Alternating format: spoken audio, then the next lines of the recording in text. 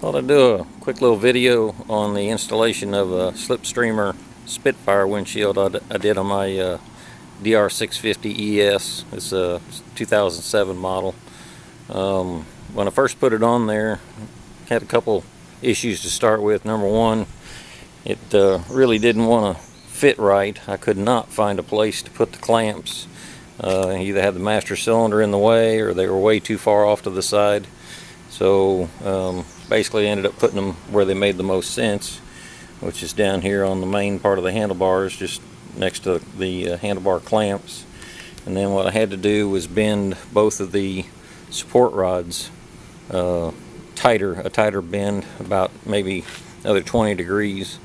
The way I did that was I had a piece of pipe and I wrapped it with masking tape so it wouldn't damage the fitting, and I pinched the rod and the pipe in a vise while it was protected and just wrapped it around a little further. So once I got both these to where they are now, about this angle, then the windshield would stand up and fit on there. That worked good to start with, but what didn't work was the dual headlight opening made the windshield actually sit down about this low. So when I went to ride it, there was a lot of buffeting up around my helmet, and I could just raise my hand and hold it a couple inches above the windshield and I could hear the buffeting go away. So basically I decided I needed to move the windshield up, and at that point I had run out of travel on the rods, so I needed to stand it up more. And the only way to stand it up more was to come in here and notch it out so that it fit the number plate better, and that's what I did. I had to end up cutting about from here around, cut that real carefully with I actually used an aluminum burr and a die grinder, and then finished it off with a sandpaper wheel and then buffed it out, and that worked just fine. You couldn't tell the difference between where I cut it and where the factory cut it. I ordered this channel off of eBay and glued it back on there because I had to take the original one off and it was too short. It didn't extend around the corners, so now I got something that'll, protect the number plate if it moves down. And that has happened because the factory T-bolts they give you to put in here, they loosen up pretty easily. I could never get them tight enough to stay. The set screws, not a big fan of set screws, especially in a remote location where they can get tore up. So what I've actually done is put a screw in here instead of the set screw. It's a 1/4 if I'm not mistaken, and that ends up being the same head, the same basic screw as the clamp screw. So now the same Allen wrench will tighten either the clamp or the windshield. So if I want to take it off, you just back that out and it comes right off.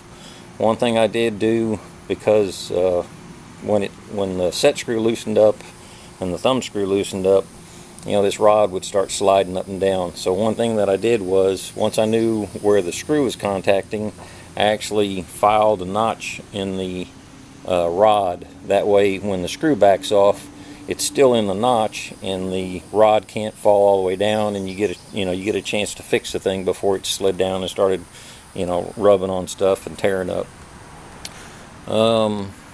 Another little point, these guys here, they say tighten them only hand tight, and I'd tighten them what I felt was really tight, hand tight, and it still had play in it. Well, as it turns out, they do pull all the way up. There's kind of a knob at the end, or a flange at the end.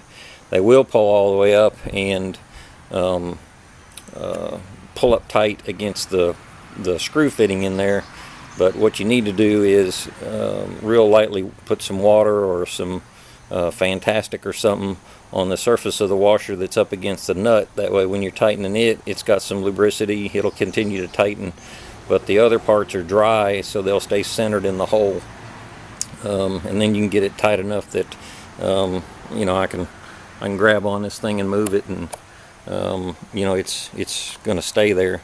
Where they've got the rods positioned is pretty much in the center of the windshield, so aerodynamically the center of pressure seems like it's right in the middle, and there's not, even though I don't have mine touching or on the number plate or something like that to brace it, the windshield stays good and still. So the only time it really bounces around is if you're riding over something hard, and then I guess that's to be expected. What else did I do to it? There's some pieces of plastic that protect your handlebars. Those things are going to creep, so you'll have to keep coming back and tightening this. If you get the thing on here where you want it, keep tightening these screws and let the lock washers in here take a good set and a good bite into these rods so that they don't spin. But after you get it on there, it's pretty solid, and I'll tell you, it takes a lot of pressure off your chest when you're riding 70-75 miles an hour. Man, I really like it. It's got a nice rake to it.